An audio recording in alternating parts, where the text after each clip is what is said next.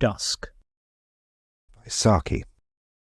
Norman Gortsby sat on a bench in the park, with his back to a strip of bush-planted sward, fenced by the park railings, and the road fronting him across a wide stretch of carriage drive. Hyde Park Corner, with its rattle and hoot of traffic, lay immediately to his right. It was some 30 minutes past 6 on an early March evening, and dusk had fallen heavily over the scene, dusk mitigated by some faint moonlight and many street lamps. There was a wide emptiness over road and sidewalk, and yet there were many unconsidered figures moving silently through the half-light, or dotted unobtrusively on bench and chair, scarcely to be distinguished from the shadowed gloom in which they sat. The scene pleased Gortsby, and harmonized with his present mood. Dusk, to his mind, was the hour of the defeated.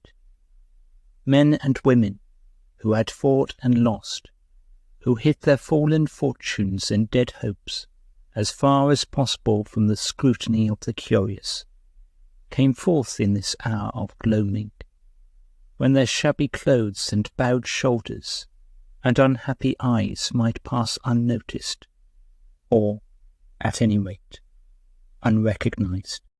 A king that is conquered must see strange looks, so bitter a thing is the heart of man.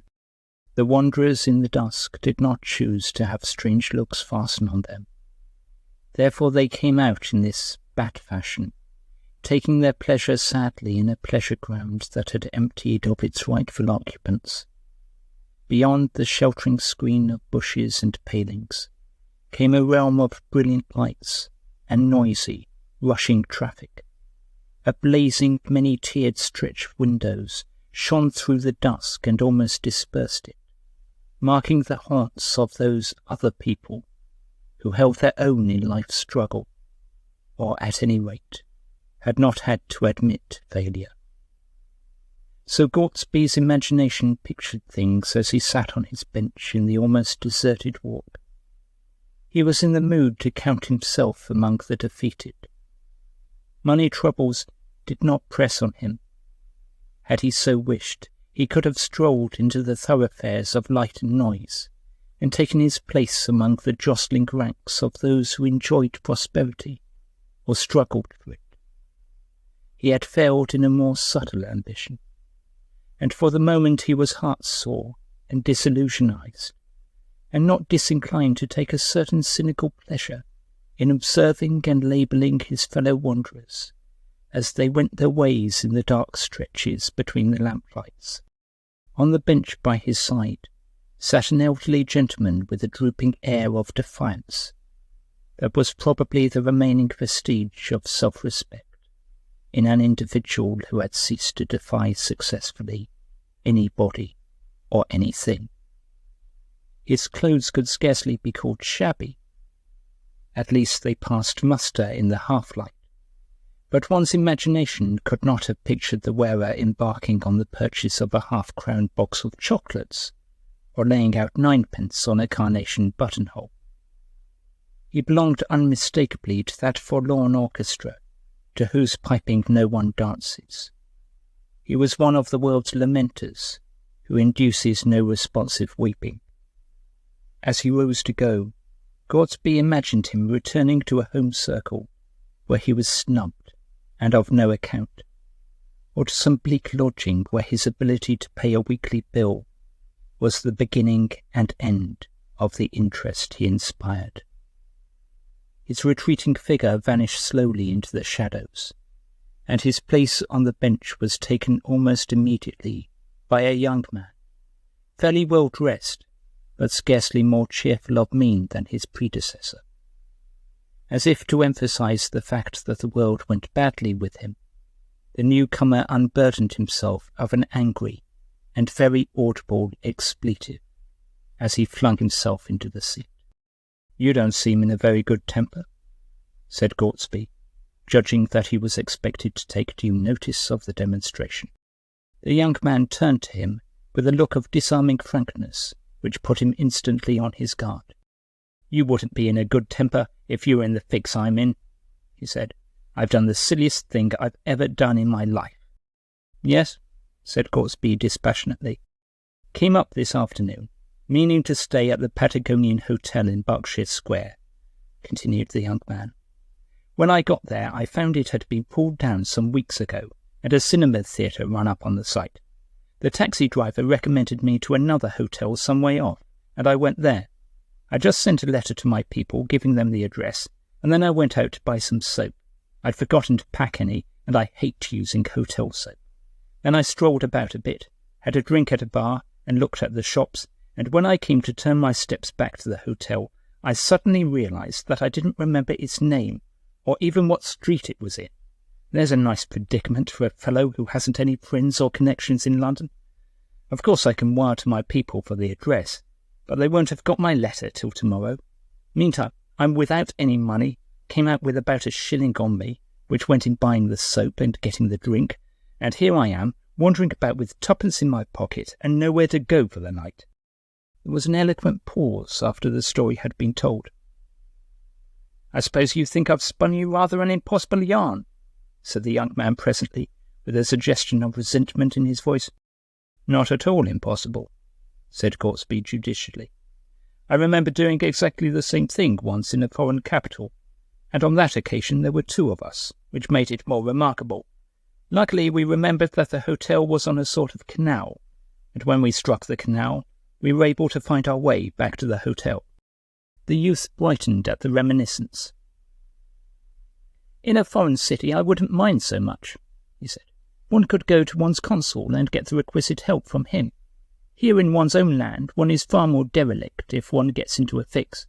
Unless I can find some decent chap to swallow my story and lend me some money, I seem likely to spend the night on the embankment. I'm glad, anyhow, that you don't think the story outrageously improbable. He threw a good deal of warmth into the last remark, as though perhaps to indicate his hope that Gortsby did not fall far short of the requisite decency. Of course, said Gortsby slowly, the weak point of your story is that you can't produce the soap. The young man sat forward hurriedly, felt rapidly in the pockets of his overcoat, and then jumped to his feet. I must have lost it, he muttered angrily. To lose an hotel and a cake of soap on one afternoon suggests wilful carelessness, said Gortsby. But the young man scarcely waited to hear the end of the remark. He flitted away down the path, his head held high, with an air of somewhat jaded jauntiness. It was a pity, mused Gortsby. The going out to get one's own soap was the one convincing touch in the whole story, and yet it was just that little detail that brought him to grief. If he had had the brilliant forethought to provide himself with a cake of soap, wrapped and sealed with all the solicitude of the chemist's counter, he would have been a genius in his particular line. In his particular line, genius certainly consists of an infinite capacity for taking precaution. With that reflection, Gortsby rose to go. As he did so, an exclamation of concern escaped him. Lying on the ground by the side of the bench was a small oval packet, wrapped and sealed with the solicitude of a chemist's counter. It could be nothing else but a cake of soap, and it had evidently fallen out of the youth's overcoat pocket when he flung himself down on the seat. In another moment Gortsby was scudding along the dusk-shrouded path in anxious quest for a youthful figure in a light overcoat.